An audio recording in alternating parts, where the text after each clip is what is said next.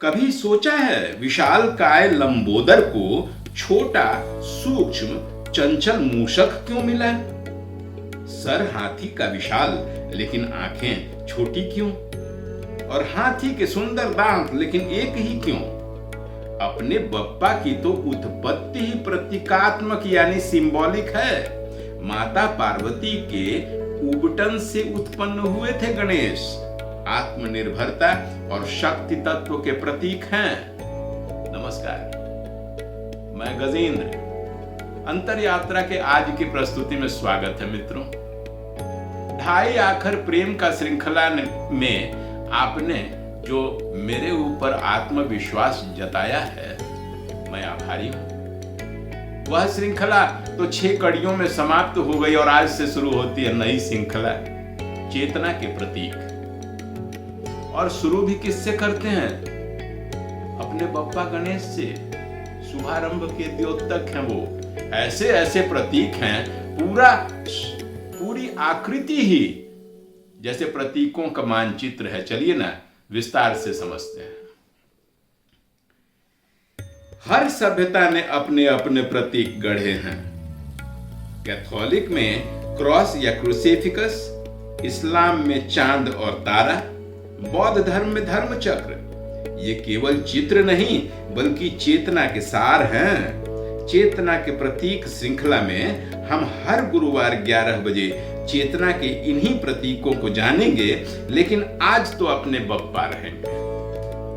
तो हम बात कर रहे थे कि जब शक्ति स्वयं से सृजन करती है तब चेतना का प्रथम रूप प्रकट होते हैं गणेश। यानी चेतना का जन्म परंपराओं से नहीं होता, साधना से होता है।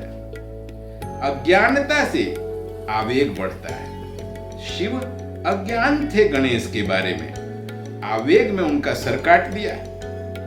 और जब गलती का भान हुआ, जन्मदात्री का प्रचंड रूप दिखा, तो हाथी का सर जोड़ दिया और हो गया ना विवेक और विनम्रता का मिलन।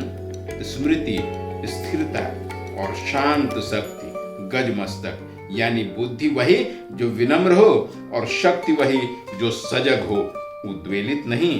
तो मित्रों, अपनी चेतना से यदि परिचित होना है तो अंत तक बने रहिए, क्योंकि गणेश कई रूपों में आप में ही विद्यमान हैं। पहचानिए तो सही। जब महर्षि व्यास जी ने महाभारत की रचना आरंभ की तो वे चाहते थे कि कोई ऐसा हो जो मेरे विचारों के प्रवाह को बिना रुके लिख सके। गणेश को कहे तो उन्होंने शर्त रख दी कि मैं लिखूंगा तो सही लेकिन रुकूंगा नहीं और आप भी न रुकें। ऐसे शुरू हुई थी महाभारत की रचना। लिखने के बीच में ही लेखनी टूट गई तो गणेश ने क्या किया? अपनी एक दांत तोड़कर उसी से लिखना जारी रखा, क्योंकि ज्ञान की यात्रा में साधन से बड़ा संकल्प होता है और पूर्णता के लिए कभी कभी अपूर्णता को स्वीकारना होता है। अब बताएं कि आपने जो भी संकल्प अपने लिए ले रखा है, मामूली से अवरोधों के कारण अधूरा तो नहीं छोड़ रहे हैं ना? यही आप में स्थित गणेश तत्व है, संकल्प की साधना। इसी तरह मूषक की तरह आपका चंचल मन, जो कभी डर के कारण, कभी इच्छाओं के कारण, कभी कल्पनाओं के कारण छोटी छोटी अंधेरी गुफाओं में आपकी चेतना को कुतरता रहता है। आपकी चेतना उस पर सवारी करती है, तभी तो वह नियंत्रित होता है ना। जैसे गणेश सवारी करते थे मूषक पर। वे मूषक को मारते नहीं थे, वे आपको सिखाते हैं कि अपने मन पर इच्छाओं को, कल्पनाओं को मारिए नहीं, उन्हें साधिए, उनकी सवारी कीजिए, नियंत्रित कीजिए उन्हें। तभी आपके अंदर के गणेश तत्व जागृत होते हैं। हर युग में जब कोई नया कार्य अवरोधित हुआ, गणेश को पुकारा गया।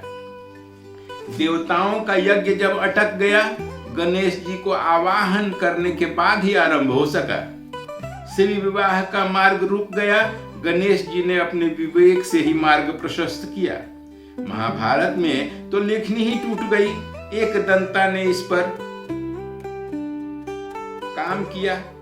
अर्जुन का रथ जब जब रुका, बप्पा का ध्वज सहारा दिया, इसीलिए तो विघ्नहर्ता कहा गया है ना। गणेश जी प्रतीकों के फहरिस्त हैं। हर अंग मानो कुछ कहता हो।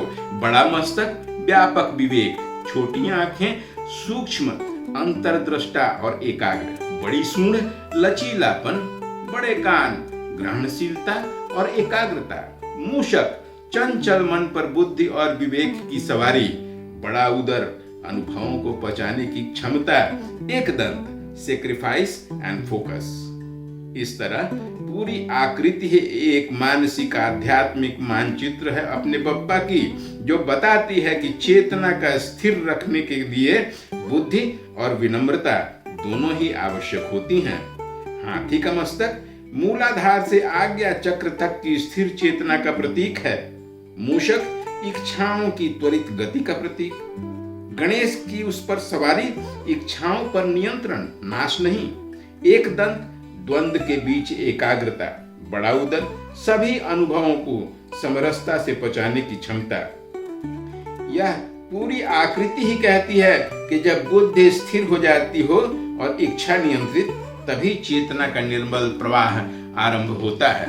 तो गणेश केवल देवता नहीं, वे जीवन के हर आरंभ में छिपे आत्मस्मरण हैं। जब भी मन किसी दुविधा में रुके, जब भी विचार उलझ जाएं, और जब भी कर्तव्य किसी नए मार्ग पर कदम रखे, गणेश प्रकट होते हैं। इसीलिए हर आरंभ के पहले हम अपने भीतर के गणेश को प्रणाम करते हैं, जो भीतर के अंधकार को हटाकर विवेक की दीप शिखा प्रज्वलित करें।